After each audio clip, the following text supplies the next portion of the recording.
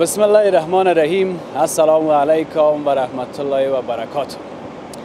مانده نباشین، خستام نباشین، زلاب نباشین و به گزارش ویژه امروز ما خوش آمدید. بدون شک موضوع جنگ ایران و اسرائیل همه ما شما خبر داریم. بسیاری از وطندارای ما که سالهای سال به این طرف در ایران زندگی میکردن مهاجر بودن، یک تعداد به تازگی رفتن با تغییراتی که در کشور خود ما آمد. یعنی به یک شکل نه یک شکل خانه های خود را سودا کردن، خانه های خود را گرو کردن، تصمیم گرفتن که برن به ایران زندگی بکنن. بعد از این موضوع جنگ تا به آخرین معلومات را که ما دارم، بیشتر از 2 لک مهاجر افغان از ایران اخراج شد و به وطن برگشتن.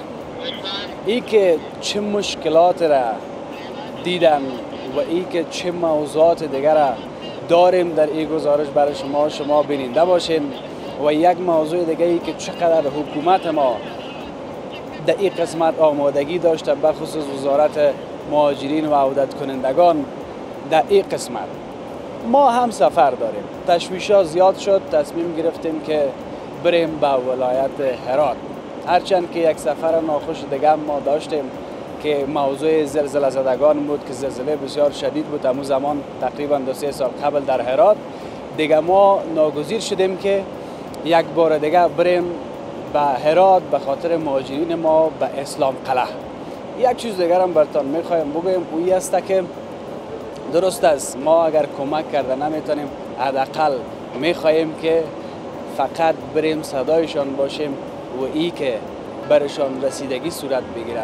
به هر حال دوره منتظر است. تشکر از شرکت هوایی کامیر به خاطر تکتای ما رفت و برگشت ما به هرات و کابل.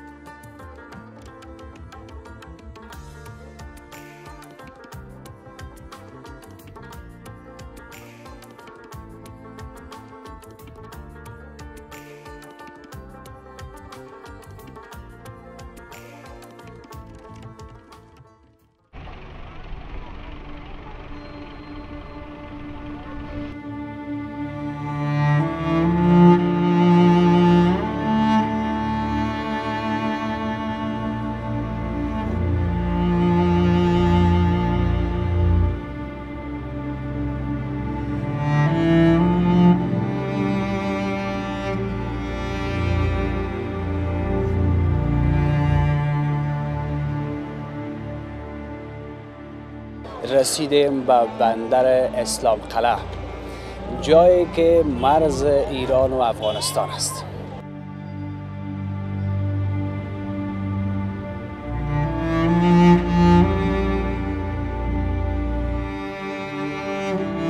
صد پادشاه جهان باش مگم احتیاجی وطن باش. بازم من خاک خودم میبوسم، من فدای خاکم میشم. مگم من تا یک پول پیشخانی مرا خرید کرد. حقیقت از کارگری بینون که چیز جور نمیشه. شکر که خنده میکنی. خدا شاهده از بد جوری از سر قبر ما اونجا در تنگی قبر جلو فرمی. از همین ایران چی دیدی 7 سال که بودی در اونجا؟ چرت همه رو میزدم، نه چرت خودم. های بیاد والا یک ماچ خوبته که باید نظافت مراعات در کشور مردم که سرشون نگه وایستین اینجا که هزار میگن صف بشینین استاد چنین کجاست که گفت گوش کنن.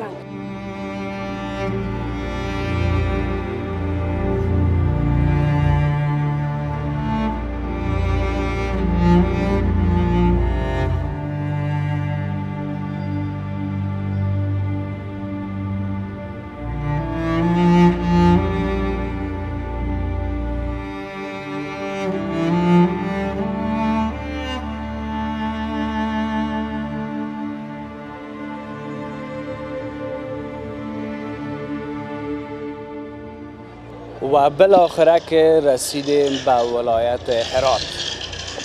و از هرات 120 کیلومتر راه کردیم، رسیدیم به بندر اسلام قلعه، جایی که مرز ایران و افغانستان است.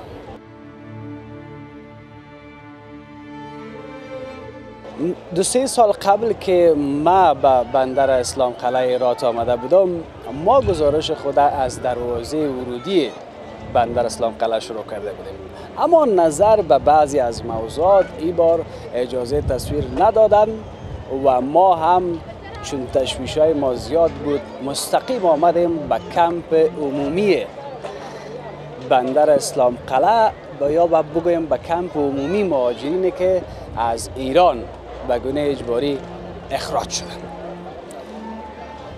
این کمپ بسیار بزرگ است. قبل از اینکه ما گزارش خود شروع بکنم، بسیاری از وطندارای ما که اینجا آمدن بعضی از روایت‌های تلخ با ما شریک ساختن. خب یک چیز باید بگویم که خداوند هیچ کس را مهاجر نسازه. در پالی از همین مهاجرین ما که میانده کم، بیاییم ببینیم که چقدر امکانات از طرف حکومت ما بر ازیا فراهم شده، چقدر نهادهای خصوصی یا سکتورهای خصوصی سهم گرفتن در قسمت کمک و دیگه ای که بیاییم بشنویم از همون روایت‌های حالا ناخوشایند یا تلخ بگویم دیگه، ناگزیر هستیم، حالا افتیدیم دیگه، که در زندگی ما تجربه شود برای دیگرای ما، برای ماها که مثلا ما نمیفهمیم که چند سال را که در ایران گذشتاندن چگونه گذشتاندن. یک موضوع دیگه می که فیصدی زیاد را که ما دیدم در اینجا فامیلا تشکیل میده، یعنی فردی یا کسایی که یک نفر میان بسیار کم هستند، زیادتر فامیلا هستند با اطفال، با نوجوانان که میان. باز هم یگان چیزایی را که با خود انتقال میتن وقتی میبینی دیگه باز تحملش بسیار زیاد سخت است.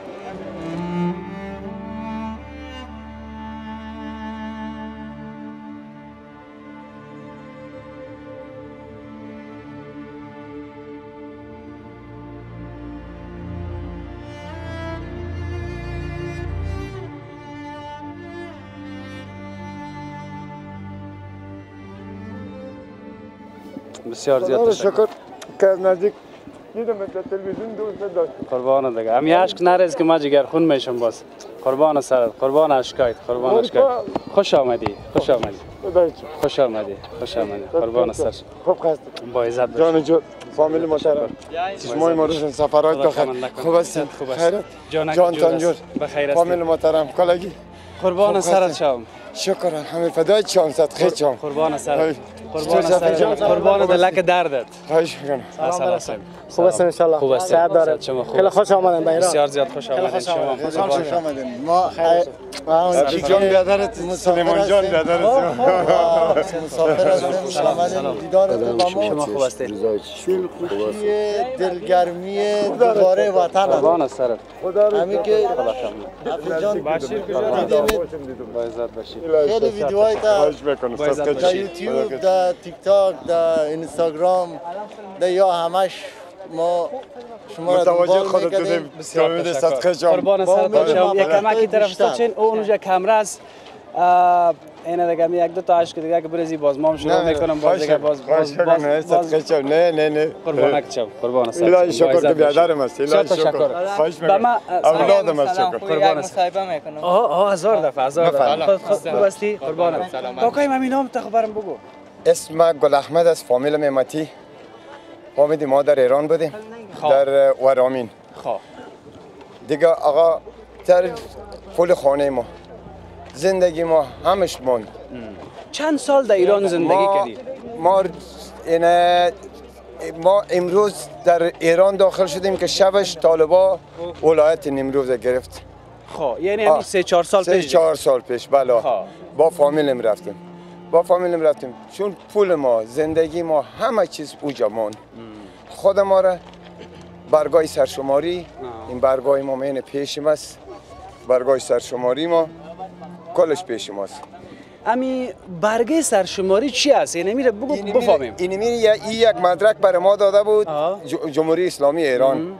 برای ما داده بود که ما پایی آزاد بگردیم، چون از این قریه در دیگه قریه رفته نمیتونیم. در ما قریه ما آزاد بودیم، مثل زندانی بودیم، مثل زندانی. زخم زبان بود، پاش دادن بود. از روزی که جنگ ایران اسرائیل شروع شد، با ما چی؟ با ما گفتن که شما افغانیا ما را زدن، سردارای ما را جنرالای ما، شما جنرال میگن اونا سردار میگن، سردارای ما را شما شهید کردین. آقا اگر درخت اگر دسته از خودش نباشه، دسته از خودش نباشه دیگه چیزی زده میتونه اوره؟ نه خیر. خود از اینا جنرالای خود از اینا چی کردن؟ سر افغانیات تاوان کردن. حالا تو برو در ایران که آقا نه شب نه روز افغانی چی نداره. بازم من یه خاک خودم میبوسم، من فدای خاکم میشم، من خاک خودم میبوسم، چون من کفش پای زیره دور از خوباش با سردارای ایران نمیتونم، چون که ایران به حق ما سرشانه ما مملکت خود آباد کرد، کشاورزی خود کرد، کل کار خود سر ما کرد. امروز ما تا دین روز خوب بودم، امروز ما بد شدم.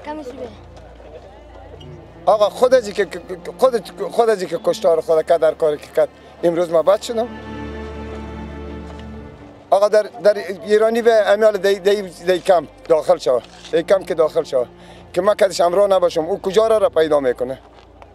گپ دمیز نه. اگر ما اینال باز بریم طرف قصای گذشته، اونمی گپا شده سر ما و شما، نه که باز حالاتای بد سر ما و شما آمد. بله. خب اونمو قصه بود نه که یکی رفت کرد از اون دوسته یکی کرد ما و شما در این حال رو راست. بازم ما از مردم ایران ناراض نیستیم، از خوباش خیلی ما راضی شدیم، اما منتها اینمه قصد که ما در او کشور زحمت کشیدیم. امی جوانا رو ما خورش سفید هستیم، امی جوانا رو ما خواهش میکنم که در ملک خود ما در پا پیدا کنیم، نه 10 میلیون ازوره. بشک. قربان سرت. حال شکر که در وطن هستی. حالا دیگه اونو گپا رو بخی سرش خاک پرت، تو دلش 4 سال بود، دلش 10 سال بود، بانش اون طرف بانش. حالا دیگه اینجا از کدام ولایت هستی؟ من از کابل هستم. از کجای کابل؟ از وزیرآباد هستم. از وزیرآباد هستی؟ بشک. اینم جای یک غرفه مرفه یک چیز میزی که بچا زندگی رو اینم تو 3 وقت یک وقت بخوریم ما از دیگه اشتیم. بله خدا کریم رحم. صدقه چم.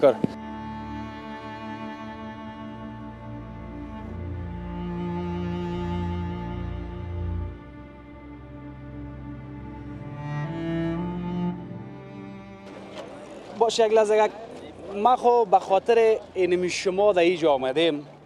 اگر با هر کس ما قصه بکنم باز اینجا بدون شک هفته هم است، دهگان سایه باشین، بهتر از خدای ناخواسته مریض نشین.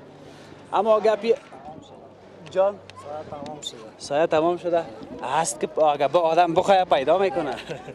قدر هم دیگه امید نباش. قربان سرت.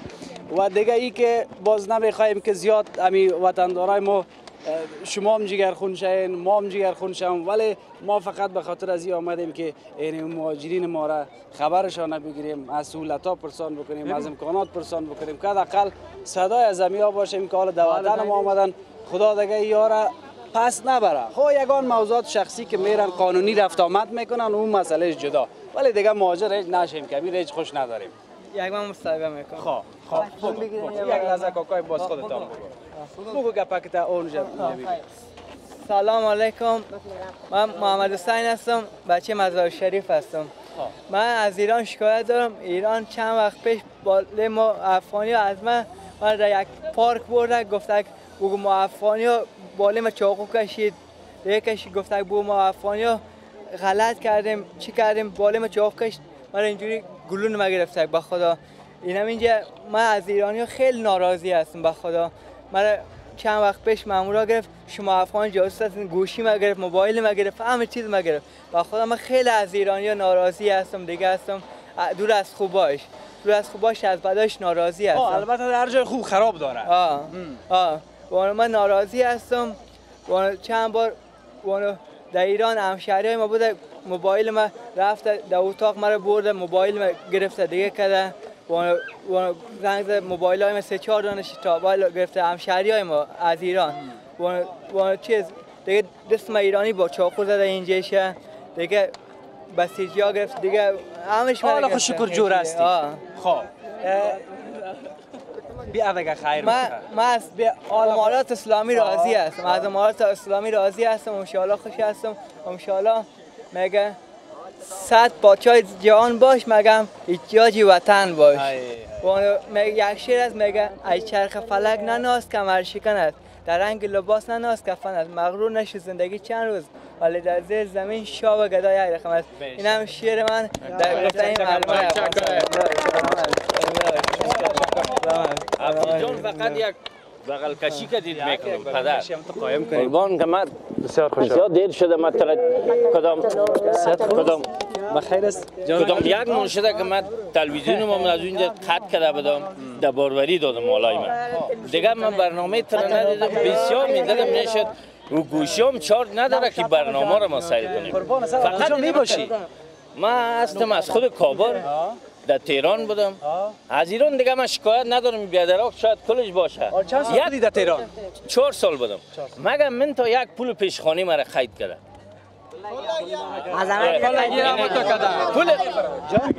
دولت غمش نمیخوره مثال یک نفر از پول خانهش نمیته مثال ایرانی نمیته میری شکایت میکنی پول خانهش یعنی که گرو گرفته باشه بله مثال اینا پول ران میگیره پیشکی میگیره بس کرایم میگیره مثال پول پیشت نمیته اونجا که میری دولت شکایت میکنی دولت بری تو میگه برو کوتی پیدا بیار آقا ما برگه سرشماری داشتیم با ما خروج دادی با ما تو کوتی پیدا میتی نمیته نه دولت میگه خود دادگاه رفتیم پیش قاضی مودم قاضی خو عالم میباشه عالم مثل تو میباشه تو میگی من مسلمان هستم با خدا و با می قرآن بری قسم میخوریم از ایران که در از اسلام ایران که میگه مسلمان است هر کسی که میگه ایران مسلمان است او خودش اسلام نیست در ایمان از او شک نیست او اسلام اگه ایران میگه ما اسلام هستیم با خدا و با مو ذات الله قسم باشه که از ایران که در اسرائیل کافر است با خدا اسرائیل چی داره رحم داره لکن دولت ایران نداره ملتش نمیگه ملتش خوبم داره بدم داره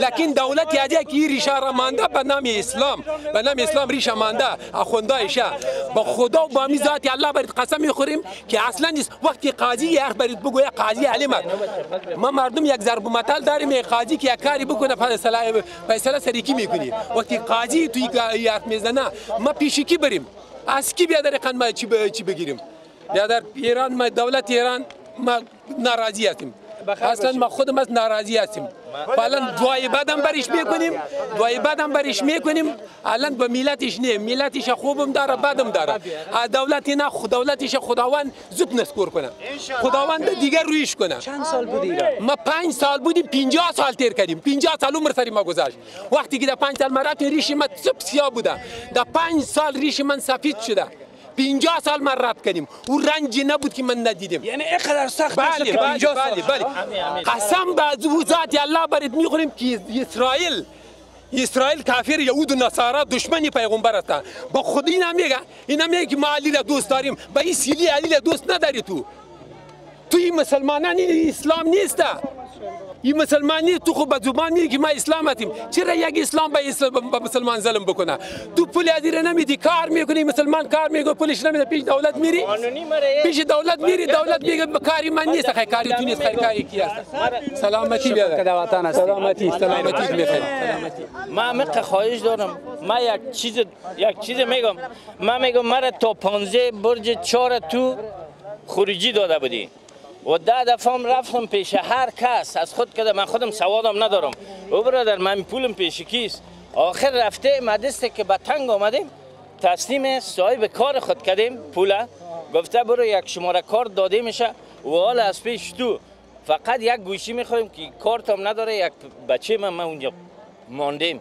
که آیا چی رقم شد تو را پول دادم این 2 3 روز درام بودیم این یک روز شد فلخواه اینجا رسیدیم که من فقط یک گوشی بیتی با اون بچه که یک زنگ بزنم که امو هیچ مشکل نیست در خدمت هستیم بچه ببینم دل جمع شه بگه پدرم اینجا که فامیلم رسیده یک بچه که در ایران چند ساله است 22 23 ساله است برو خوب است که خورد نیست اما حالا من بر تلفن میتونم زنگ بزن دیگه شکر کمی چه خدمت کنیم دیگه؟ دیگه که من دیدار تر دیدم ما یکی فکر تو بخیر باشید. ما تازه شدم حافظ جان. تشکر. ما در خدمت هستم. ما چی خدمت قربان سرت. ما رفتم خدا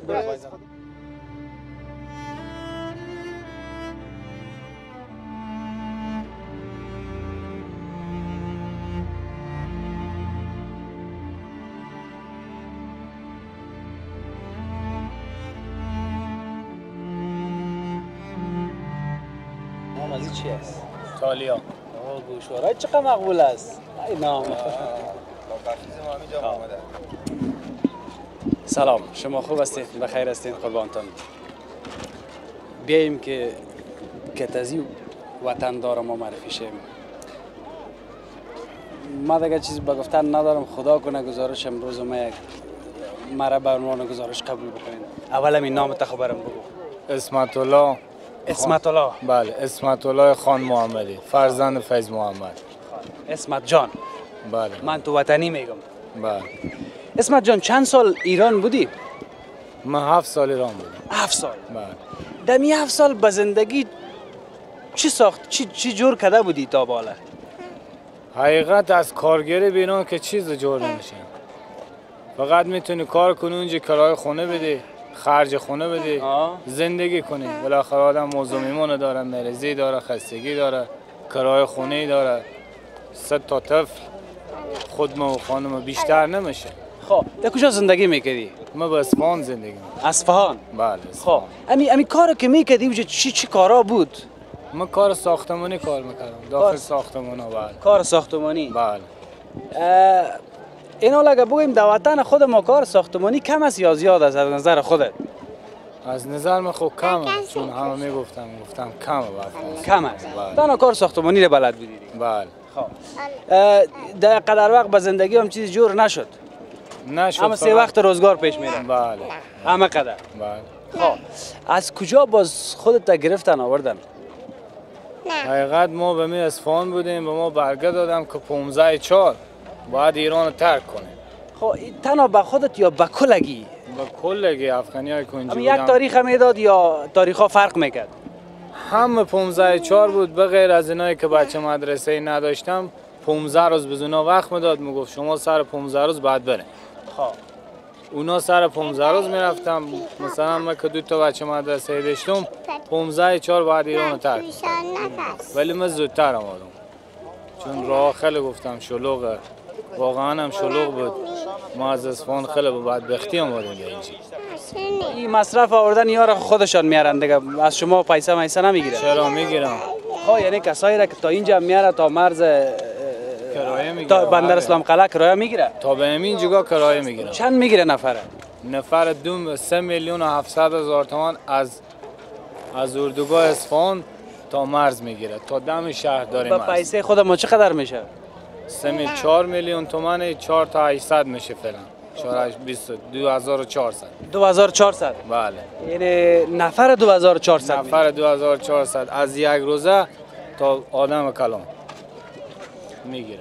و از کدام ولایت هستی؟ ما از هرات هستم. از هرات هستی؟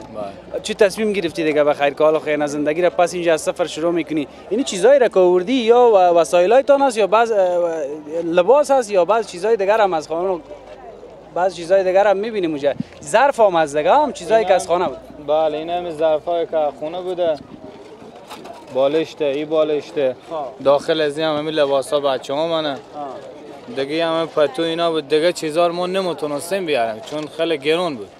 از اینا بالا شاید اجازه هم نمیداد و دیگه پیسه آوردنش نبود. نداشتیم، واقعا هم نداشتیم. نه. خب چقدر وقت از اینجا هستی کم؟ ما اینجا روز دیوم اینجا. خب چه وقت میری؟ انشالله گفتم اینجا کمک میده، گفتم همین کمکی ها رو بگیرم. خب باز بعد از او بری بعد برم. خب بخیر باشی. بسیار تشکر. خوش آمدی به وطنت. زنده باشیم. سلامت. خیر باشه انشالله حل میشه. چند ساله که در ملک بیگانه بودی تیر شد، در وطن خودت خوش شکر یک چیز میشه بهش نخواد ماند. انشالله توکل به خدا. نام از چی است؟ نام از تالیا. تالیا. تالیا چی میگه؟ ها؟ خوب هستی تالیا؟ بله. تالیا دیگه در دنیای خود است. حال نمیفهمه که اوتا میره یا بالا. همون پدر مادر است که میکشه. خود اگه وقتش است. اینجا واکسن کرده بودم گفتم اینجا کجا گو بیمارستان.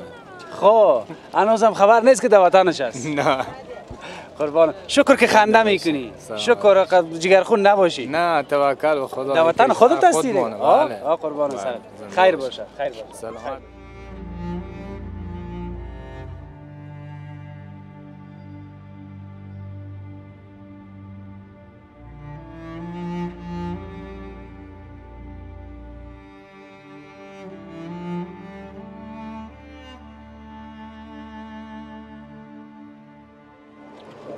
شما دی بدر خوب است. خیر است. جان جور است. جان جور است. بخیر باشید. بخیر آمدید. خیلی خوشحال شدیم. مشتاق دیدارت بودیم. قربانک چه. خوب هستی؟ بسیار زیاد خوشحال. سلامت باشی. نامکت. نام معشوق است. معشوق جان چه خوب یک نام. قربانت فدای شم. قربان سرت. چه وقت رسیدی بخیر؟ ما حدوداً 2 روز میشه که اینجا هستیم. 2 روز. بله. خب. اگر پرسان بکنم که چی کردی در ایران حالا میگه به من تکراری نه چند سال بودی؟ والا حفیظ جان مدت 5 سال ما ایران بودیم. دیگه همین کارهای ساختمانی بود. اکثریت جوان افغانستان میره اونجا کارهای ساختمانی است. خب این زیادتر وطندارای اونجا کارهای ساختمانی. بله بله. چیزی پسنداز کرده بودی نکرده بودی؟ والا حفیظ جان پسنداز که نمیشه چون پول به ایران به ارزش است. با پولی که ما اونجا حقوق کارگری میگیریم یعنی اما قد میشه که خود ما بخوریم و زندگی کنیم. اون امور در وطن خود ما نمیشه؟ والا وطن خود ما تا مدت 5 سالی که ما نبودیم. ان شاءالله که آمدیم از این به بعد همینجا کار کنیم، همینجا زندگی کنیم. همینجا باشیم. بله. یک چیز دیگه رو برام بگم. در ایران گفتن یک زمان حکومتش گفت که به خاطر از اینکه ما چون بعض امکانات فراهم بسازیم برای یک چیز شنیدگی است اما نمیفهم چقدر حقیقت داره. میخوایم از خودت بشنوم بفهم. گفتن بیاین برگه سرشماری میتیم یا مثلا راجستر میکنیم بایومتریک میکنیم. بله.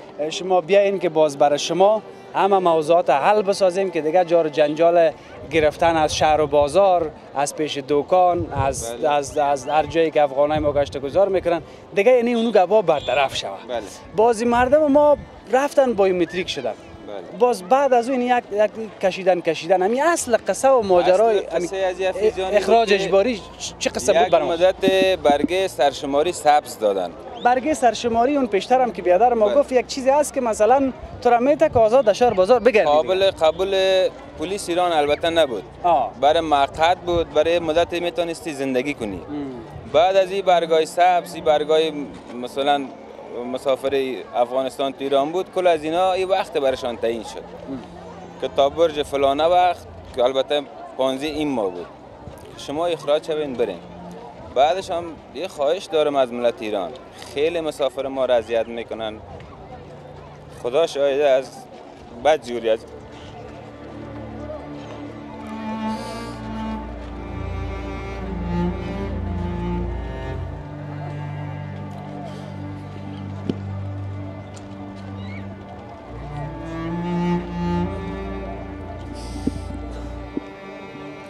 در اردوگاه، در اتوبوس، در راه، در خانه بد جوری است.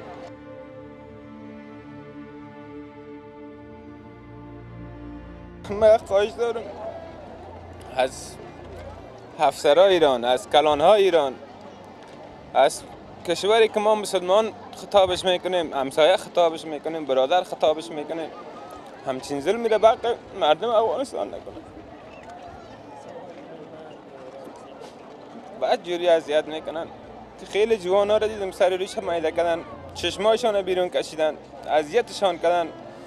به خاطر چقدر؟ به خاطر 1,000,000 تومان، 500 تومان که 500 تومان ارزشی نداره، نه در خود ایران، نه در افغانستان، نه در کشورهای خارج. ما چی میگم؟ قربان هر قدری اشکت. یک گپ دوم ای است که ما مگم بازوت نیستیم، هستیم همین رقم ما شما؟ ما هم ایرانی ها را بد میبینیم؟ نه ندیدیم واقعا. ما خو همه تو یک درک و احساس در مقابل وا نداریم که مثلا بد باشه. درک ما خوب است، احساس ما خوب است، مثل همسایه ما دوستش داشتیم چون همزبان ما هستن. اما تو هست نه؟ بله بله. اما نمیفهمم، البته نمیتونیم در مجموع بگیم ولی یک تعداده چون خوب و خراب داره در مجموع گفته نمیتونیم. با مجموع کلش این گپ گفته نمیتونیم، اما اون جوانایی که مسافرای افغانستان داره انتقال میته از اردوگاه، از کلانتریا، خیلی ظلم میکنن به حق جوانا، خصوصا اونایی که بچه مجرد هستن خیلی اذیت میکنن. یعنی تا اینجا ما که با فامیل خود آمدم، خدا را شکر خوشبخت آمدم. چند نفر تعداد فامیل است؟ 6 نفر تعداد فامیلم است. این مدت زندگی کردم، واقعیت در جای خوب زندگی میکردم، مردمش خیلی خوب بود، مردم محلش خوب مردم محل بود. اما زمانی که من بلند شدم، خود تحویل اردوگاه کردم، بلند شدم بیایم بغل، دیدم تو را خیلی جوانا را اذیت کردن، خیلی مردم اذیت کردن. واقعیت دیگه دلم بیخی داغ شد. خیر باشه، بیاد آقا شما بیا. قربان محبتت. سلام. قربانت شم. بسیار تشکر. ما باور بکو، من زمانی که به طرف هرات می آمدم، ما گفتم خدایا مرا توفیق بده که من اونجا برم یک 4 تا گپ صحیح را که تو وطندارای ما بزنم، گپشان برسانم به مسئولین که چه تقاضا دارن، چه خواست دارن، چه مشکل دارن. ما اونو را میخوایم که برسانم. از سهولت که در کمپ است برام بگو که چقدر. حکومت خودم خواهش دارم که با این حرفا جدا بیان برخورد کنن که مردم باید با خوبی بیارن. حداقل تا به اینجا گرفتن که میگیرن، کشورشان است، ما مشکلی نداریم بابت از اینا، میگیرن رد مرز میکنن، حتی با خوبی بیارن، نه با بیارن. با جنگ و دعوا و زدن گپا چیز جور نمیشه. یک چیز دیگه که یعنی کل هدف ایران امی بوده دیگه که امی مردم اخراج کنه. این مسئله برگه سرشماری و بایومتریک اینا کلش به یک بهانه بوده دیگه. که این یک بهانه بود که مثلا 1 ماه 5 ماه 6 ماه این مقدار پولی هم از مردم گرفتن. خیر باشه. شکر که دعوت سلامت باشی. شکر که دعوت هستیم. بسیار تشکر. با عزت باشی. بیشتر کاکایم برای من اینی را داد. این برگه سرشماری است، اداره کل امور اتباع و مهاجرین خارجی. این چی است؟ این چیزی است که در اونجا مثلا باشی یا داده بود که مثلا تو در این زمان تو اقامت می دولت داده برات قانونی. بعد از 200 میلیون تومان به اصطلاح برای سرمایه گذاری خورد از ما گرفت. خود 200 میلیون تومان چقدر میشه پیسه ما؟ پیسه افغانستان تقریبا 1,80,000 افغانی، 1000 افغانی. 1,80,000 افغانی؟ افغانیا. آره. هزار خانواده. که شما اقامت دارید میتونید اینجا مثلا حساب بانکی داشته باشید، هر چیز که ایرانی داشت شما داشته باشید. بعد از این سال دیگه گفت نه تایید نمیشه، باید اجباراً برید ترک کنید. یعنی ما امروز تازه هستیم. خب یعنی هر فامیل 1,80,000 افغانی در بانک بانه، بعد از باز میتونه اینجا باشه. اینجا باشه. امسال دیگه چیز نکرد، تمدید نکرد. امسال تضمین نکرد. یعنی دیگه سالا بود؟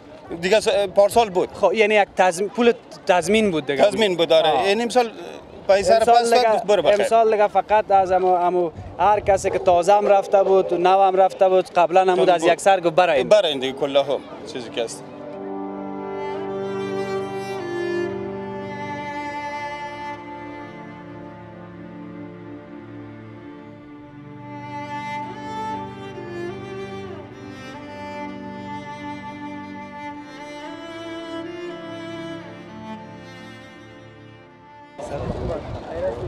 جانک جور هستی؟ بخیر هستی؟ سلامت باشی. زنده باشی. نام خدا چه خوب یک بچه اندامی هم هستی. سلامت باشی. نامت برام بگو. اسم من بصیر احمد است، از ولایت هراتم. از ولایت هرات؟ بله، ولس ولی قریان. به شکل است. چند سال ایران بودی؟ ما حقیقت اگه کلی حساب کنیم من 3 سال بوده برفتم ایران. رفتیم 10-11 سال ایران بودیم، دوباره برگشتم اومدم افغانستان. یه 10-11 سال دوباره ایران ماندیم، رفتیم دوباره پس ایران. الان که حالا از دیروز تا حالا که ما اومدیم 7 سال من ایران بودم. 7 سال ایران بودی؟ 7 سال ایران. دیگهش که وقفه ای رفتی آمدی او یک طرف؟ بله. این حالا 7 سال بعد آمدی؟ این دفعه که حالا 7 سال میشه آمدم تا حالا بر نگشته بودم. همین 7 سال کامل ایران بودم، با خانواده هم بودم. کامل قانونی رفتم دوباره به ما اونجا همین عزیزان ما که اعلان کردن که برگه سرشماری به ما قانونی که رفتی یعنی هدفت پاسپورت داشتی؟ بله. بله پاسپورت داشتم، از همون کشور عزیز ما پاسپورت گرفتم، قانونی رفتم ایران. پاسپورت ها باطل شد، دوباره برام برگه سرشماری دادن. حالا این پاسپورت چطور باطل شد؟ من در ایران هستم. خب پاسپورت یک مملکت است، نفر گرفت رفت در اون کشور، اون ویزا داره دیگه نه وقتی ویزاش که پورا شد پس میخزه میای همون طور است. همین رقمه. ما همون 45 روز که ما ویزا داشتیم دیگه بر نگشتیم. ما اینجا دیگه خودت پس ملامت شدی. اونجا که بله ما خود ما اونجا که موندیم دیگه وقت ویزا ما تکمیل شد. ما موندیم اونجا. ماندین باز برگه سرشماری داد. بله برگه سرشماری داد. 7 سال تیر کردی. 7 سال تیر. اگه نه با 45 روز رفته بودی. بله ما رفته بودیم که اونجا به هر حال تفریح بکنه چیزی کنه دیگه موندگار شدیم. ماندگار شدی دمی 7 سال. از ایران چی دیدی 7 سال که بودی در اونجا؟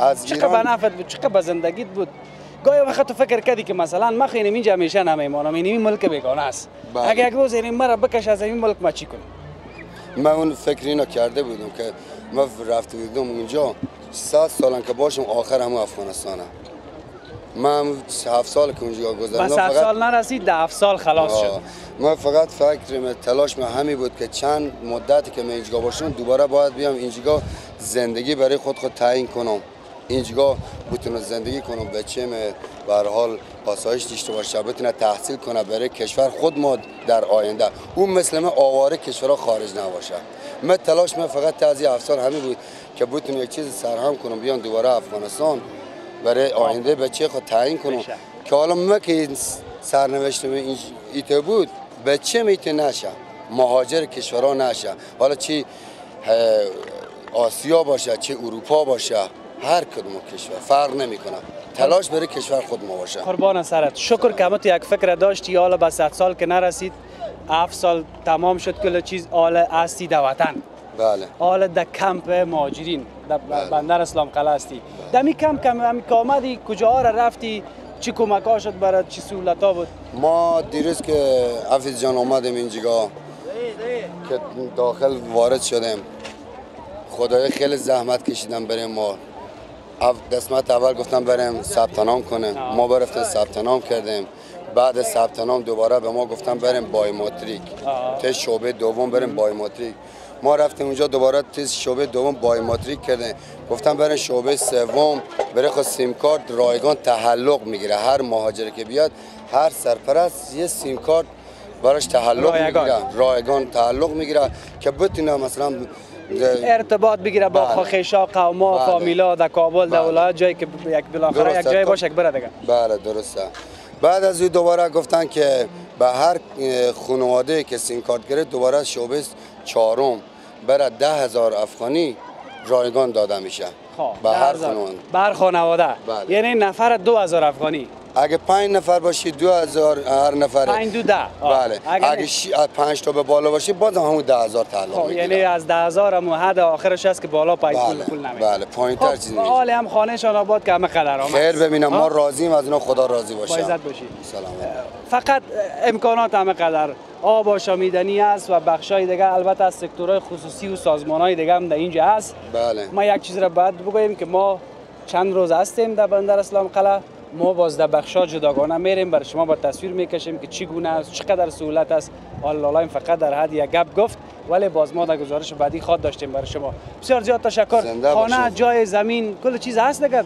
الحمدلله بله به جایی که ما زندگی میکنیم تو همین چند سال مدتی که در ایران بودیم کار کردیم برای خود اسدیم یک چیز میز خیرایی که دیگر را ساختن بله من تلاش من همین بوده که مثلا در آینده بتونم بچه خور آواره کشورها همسایه نکنم مرا بالاخره لبخند دادی خیر ببینی زنده باشید میفهمی چرا ایلج لبخند زدم شکر که داخل یک چیز سرمایه خیسو در وطن رایی کردی جور کردن که اینا رو بری بشینی بله من سرمایه من فقط در وطن است به شکل است زنده باشید سلامت باشید بسیار زیاد تشکر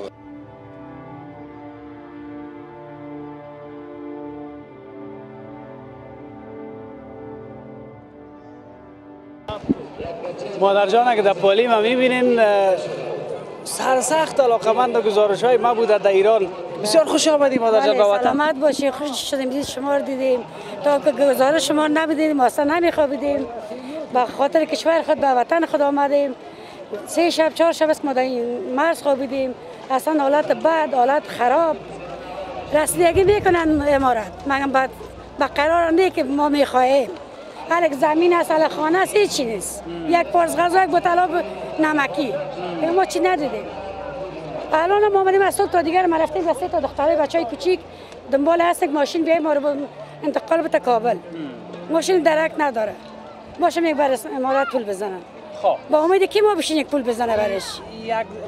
ما فکر میکنم ما که دیدم یک چیز حالا نگویی مادر جان، ما همیشه وظیفه می است که فقط همون چیزی که هست باید امور بگویم. بله. اما ما که دیدم یک ذره تعداد زیاد است. تعداد زیاد است و خدایا جان مردم کمک باز بینظمی هم میکنه. بینظمی است، کثافتی است، میخورن همون جمع اندازن. باید نظافت مراعات. در کشور مردم که سرشون میگه وایستین. اینجا که هزار میگن صف بشینن استاد چیدین کجاست که گپ گوش کنن. میخورن دستشویشون ببینید بچه‌شون مای بیبیشون گذاشتن آب نمیندازن. کثیفی مملکت ما نظام سر جایش هست. هر چی مردم از کشور دیگه میره یک چیزی یاد بگیره در کشور خود تبدیل کنه مگم نمیتونن. چند سال ایران بودین؟ 11 سال بودم افیز جان. در 11 سال چی کردین؟ چه سختی‌ها رو دیدین و با زندگی چی سختی بدبختی زیاد. الان که آمدیم 3 بار از 2 تا بچه‌م است، شوهرم پول و حقوقش نداده، پول خانه ما مانده، کرایه خانه مثل صاحب خانه بر ما پول نداده. از اونجا تا از مرز تا بایجا هر جایی که از ما تیر شد 5 میلیون 2 میلیون 3 میلیون شهرداری. ما 12 نفر بودم، 1-2 تا علنگو گوشواره مشوری که از دخترایم بود فروختم، کرایه ماشین کردم آمدم. تعداد فامیلم نام خدا 12 نفر است. 12 نفر است. 2 تا عروس، 2 تا بچه، 2 تا نواسه، 2 تا دختر جوان. با زن شوهر خودم. ولی پیسه ها موجه مصرف شد. خانه هم دگره اوجه. پیسه یک مقدار که بود درام مصرف شد. درام مصرف شد. اینجا به اج رسیدیم. حال اینا ولایت خانه کجاست؟ کابل پیش دفتر شما دارلمان. خود از دارلمان هستی؟ حالا ایش خانه و جای خود داره؟ خانه کجاست؟ اینجا فروخت رفت میلیارد. کاش که نمیفروختی امو وقت. با خدا امور امو وقت گرو میکردی، یک چیز میکردی، امور میماندی حداقل. حالا زدیم در بدبختی. چی میفهمیدیم که تو یک چیز میشه فکر میکردیم که مثلا یک روز اصلا ایران خوب بود. پسان خود افغانیای ما خرابی کرد. حالا که کردن هر کرد دسترسی پیدا کرد بر جا. پرواز درست کرد، راکت درست کرد، یک آبریق زد گلاپریشی شما همه را مردار کرد. چه تصمیم گرفتی حالا این خود زندگی دیگه از صفر شروع میشه؟ آمدم گشته از صفر شروع کنه که ببینیم در کجا میرسه. اینجا بریم نه چادر است نه خیمه است نه دشت است نه بیابان. در جنگ بری امارات میگه بره بلند شو 4 تا ببر. بود اینجا کار نیست. با 12 نفر نانخورد 1-2 نفر کارگر چی میشه؟ فقط یک پیام گفتنی که به خاطر این گپ پیام شما ما این از کابل آمدیم. گپ پیام اگر است پیام به امارات است که از توجه کنه سر ماجرین نخواست که کشور خود برگردیم. حالا ما که برگشتیم اینا بر ما توجه خاص داشته باشه. در غرفه میریم در خیمه میریم میگن که بری بشینید ماشین بیای بشینید که پول بزنم. ما دنبال پول ما کشور خارجی باشه. وقتی که زور تا نمیرسی چرا ما رو خواستیم؟ چرا ما رو از جا بدبخت کردیم؟ سراسر ما رو بدبخت مردم حافظ جان یک تشکر مادر جان. تشکر قربان تشکر از اینکه گفتی گزارش‌های من می‌دیدی. تا تو گزارش داره نمی‌دیدم نمی‌خوام. بخیر باشین. بسیار تشکر. تشکر از شما. بسیار تشکر. یک سری مردم دنج است از مردم سوء استفاده میکنن. مثلا کرای موتر کردن تا خود ایران نفر 800 افغانی. حال مردم چیکار کنه که ندارن؟ ما 11 نفر هستیم. ما نفر 800 نداریم که بیتیم. سخت است. اینیالیم به گفته خاله جان که از مسئولین نمی خواهش داریم که رسیدگی کنند اینجا. بسیار تشکر. بخیر باشید. سر مسئله کرایه ما جداگانه گزارش میسازم ان شاء الله که باز مسئولین ما توجه کنن. بسیار تشکر. خسته نباشید. بخیر باشید. زنده باشید. خوش آمدید. زنده باشید. چی چرت میزنید؟ چرت به خاطر همین میزدیم. چرت همه رو میزدم نه چرت خودم. ای بیات ولک یک ماچ خوبته که یگام تاز میگه از دگام از ما. نه مگم تو میگی که نه اگه از با کل ما.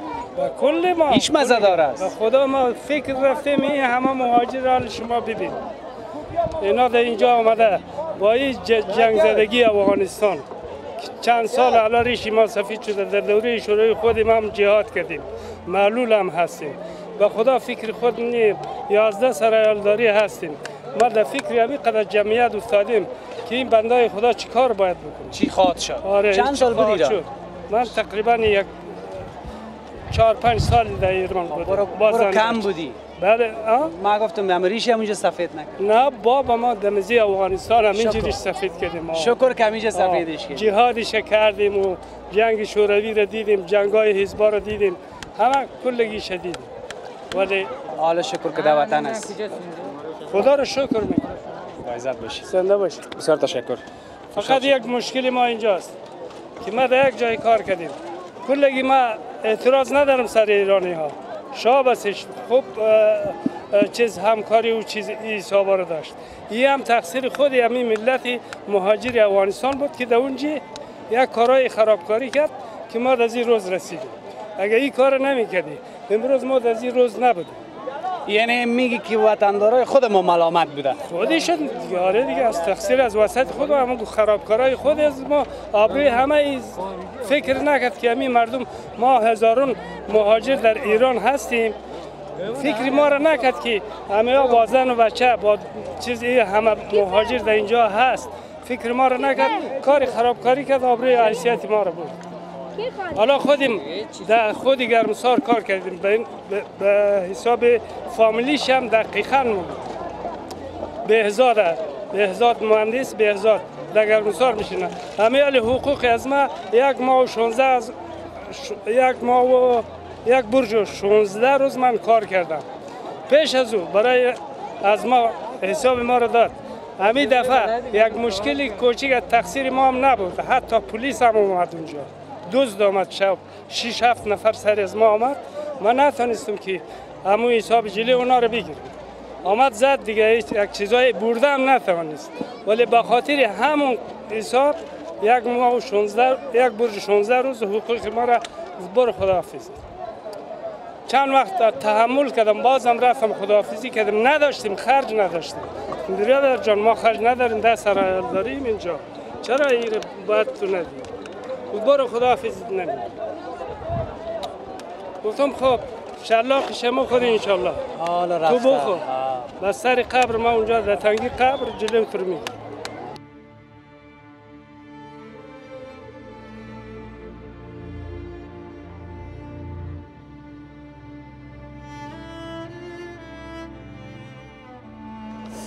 این خواهرای گله که میبینین اینام تازه رسیدن دیگه از ایران. همونطور است؟ بله. بسیار زیاد خوش آمدین به وطنتون. مرسی، سلامت باشی. خیلی خوشحالم که اومدم به وطنم. خیلی هم خوشحالم که از یه آرزو داشتم که شما رو از نزدیک ببینم. برنامه‌تون رو خیلی نگاه میکنم و خیلی هم خوشحالم که شما رو از نزدیک دیدم. بسیار تشکر. ایران چند سال بودین؟ ما 4 سال بودیم. 4 سال؟ بله. دمی 4 سال همه قدر زود آدم چی میکنه؟ امی زبان لهجه ایرانی میشه؟ من میگم یعنی شاید که یگان تا که از باز یک کمک یک رقم است، نه دور از شما. بله. یگان رفیقای ما که یگان شوخی میکنم رای ما، باز من میگم که نخواد در قدر وقت کم تغییر کنه زبان میکنه. والا ما که اینطوری بودیم، خیلی با ایرانیا کار میکردیم، بیشتر با ترکا کار میکردیم، به این خاطر لهجه‌مون اینطوری شده. یعنی راست است دیگه. چه خوب یک گپ گفت نه؟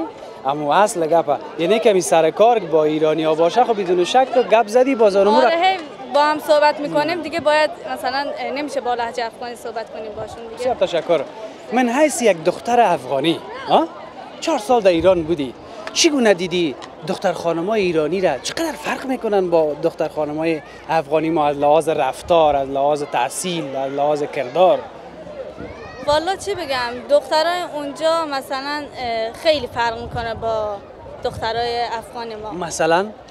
مثلا اینکه اولا اونا که من خیلی دوست دارم تحصیل کنم و خیلی هم دوست دارم در مدارس اینا رو باز کنن. از طالبا خواهش دارم که ما که اینجا اومدیم در مکاتب رو باز کنن و خیلی هم دوست دارم که به تحصیلم ادامه بدم. اونا به این خاطر یه فرق دارن که درس میخونن اونجا ولی ما حق درس خوندن رو نداریم. در این قسمت حقتان است. ما همیشه گفتیم مکتب باز شود، پنتونا باز شود، حق کل خواهرای ماست که باید درس بخوانن. ما گفتیم، میگیم و بازم خود گفتیم. این وظیفه کل ما و شماست. و در تفاوت‌های دیگه که من گفتم، خب به هر حال خوش هستی که در وطن هستی؟ خیلی خوشحالم. از خوشحالی به هوا پرواز میکنم. خیلی هم دوست داشتم بیام. یه هفته مونده بود اومدنمون، خیلی خوشحال بودم بیام. هی لحظه شماری میکردم برسم به وطنم. الان هم خیلی خوشحالم از دیدن شما. از اینجا که اومدم به وطنم خیلی دوست دارم. خیلی خوشحالم. قهرمان هستی. با واسه که چند سال در اونجا بودین با وصف از که چقدر مشکلات هم متقبل شدین و میفهمیدی که مشکلات هم میبینیم در رفتن، ولی با آن هم خوش هستی که در وطن. بله بله خیلی خوشحالم. اگر گپ نمانده باشه خداحافظ. خداحافظ. با عزت باشید.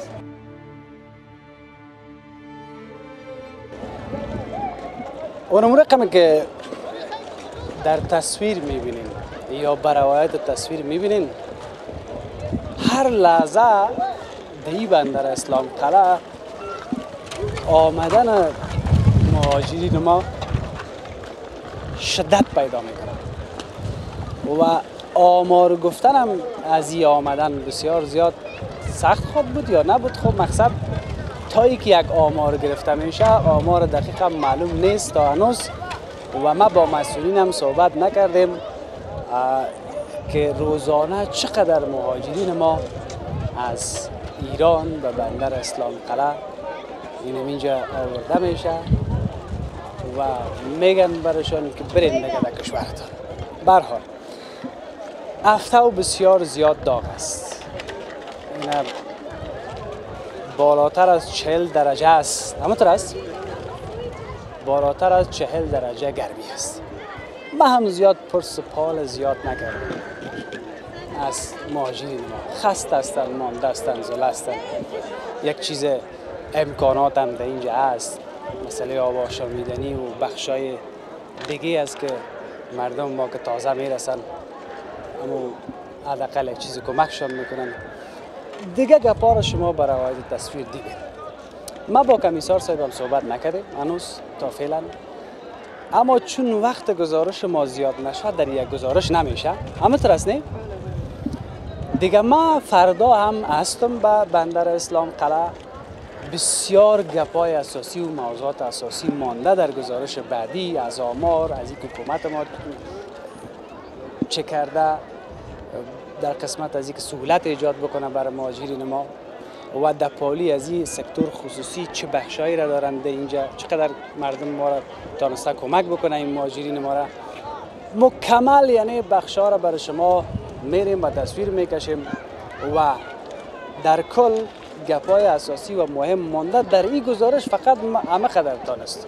از یک طرف دیگه خدا کنه که ما درست گپ زده باشم، چون چیزایی که در کابل میگفتن بر من میگفتم شاید یک چیز نباشه، ولی وقتی یک قضیه را از نزدیک میبینی بدون شک سر روان آدم تاثیر میگذاره. برای امروز همه قدر کفایت میکنه.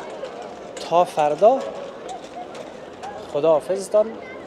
خداوند نگهدار همه ما شما باشه. از دعایتان این مهاجرین عزیز ما را و افغانای ما را، مسلمان ها را همیشه فراموش نکنین و در دعایتان داشته باشید.